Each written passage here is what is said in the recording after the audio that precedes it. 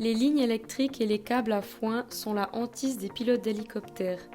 On en dénombre plus d'1 millier en Suisse, notamment en montagne.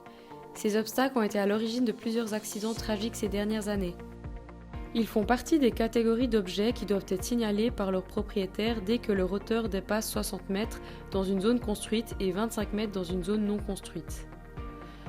L'OFAC enregistre ces obstacles dans une base de données à laquelle les équipages ont accès directement dans le cockpit. Sur le terrain, il est souvent difficile de mesurer précisément la position et la hauteur des lignes, câbles et autres câbles à foin.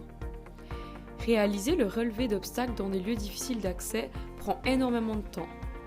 Aussi, Pascal Waldner, chef de la section aérodrome et obstacles à la navigation aérienne, s'est demandé s'il n'existait pas une solution plus pratique. C'est ainsi qu'est née, il y a 2 ans, l'idée du Rope Tracker. L'idéal aurait été de disposer d'un appareil commandé à distance, capable de mesurer directement sur place la position et la hauteur exacte des câbles en tension. Or, rien de tel n'était disponible dans le commerce. L'OFAC a alors approché les entreprises Barthollet et GeoID. La première construit des systèmes de transport par câble. La seconde est spécialisée dans la géo-informatique. À 3, ils se sont mis à cogiter et à plancher sur des solutions. L'appareil devait satisfaire un imposant cahier des charges. Il devait être facilement transportable, pouvoir être fixé à des câbles de 5 à 30 mm ou sur des cabines, avoir une portée de 2,5 km au moins et supporter des pentes de plus ou moins 60 degrés. Das Spezielle war eigentlich hier so die Fusion der verschiedensten Anforderungen vom Batzel. Also dass es einerseits die Lage messen muss, die Höhe messen muss und das Ganze noch in einem räumlichen Kontext und die ganzen Informationen zu verheiraten und das in eine möglichst einfach zu bedienende Software zu gießen, das war eigentlich die größte Herausforderung. L'OFAC a présenté le Rope Tracker le 31 août 2022 à Oberickenbach devant des représentants de Suisse Topo, des forces aériennes, de la Rega et de la Swiss Helicopter Association. Ersten Testfahrten aus Sicht Seilbahnunternehmen. Also absolut sehr zufrieden. Es ist bei uns natürlich auch generell in der Seilbahntechnologie die Qualität ist im Mittelpunkt bei all unseren Aktivitäten. Das ist natürlich die Sicherheit von Leuten, wo wir befördern auf dem Seil, ist extrem wichtig.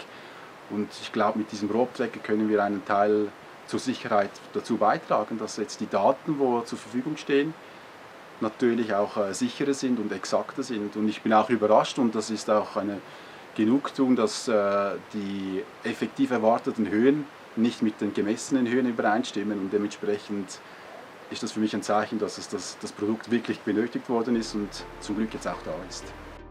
Une fois installé, le Rope Tracker monte ou descend le long du câble aux ordres d'un joystick. 2 caméras, l'une à l'avant, l'autre à l'arrière, envoient des images à l'opérateur, tandis que des capteurs mesurent en continu la position GPS, la distance au sol, la pente du câble et la distance parcourue. L'appareil permet d'établir le profil en long du câble au centimètre près. Ce profil peut être représenté en 3 dimensions et est enregistré sous cette forme dans la base de données des obstacles à la navigation aérienne. Depuis l'été 2022, le Rope Tracker a été utilisé à de nombreuses reprises. Was früher eine Ausbeute von 1, maximal 2 Anlagen waren, wobei man sagen muss, die Höhe konnten wir nie mit Sicherheit bestimmen, ist es heute möglich, dass wir bis zu 5 Bahnen pro Tag beaufsichtigen können, und zwar die Lage im Gelände und auch die Höhe bis auf wenige Zentimeter bestimmen können, was natürlich ein Riesenerfolg ist und uns einen großen Effizienzgewinn bietet in der täglichen Aufsichtsarbeit. Les efforts consentis pour développer le Rope Tracker ont été plus que payants. Dans les mois à venir, nous prévoyons de recenser nombre de câbles critiques et d'en vérifier le balisage. L'OFAC, les forces aériennes et la Rega participent en outre au projet Remove, qui vise à démanteler les installations qui ne sont plus en service.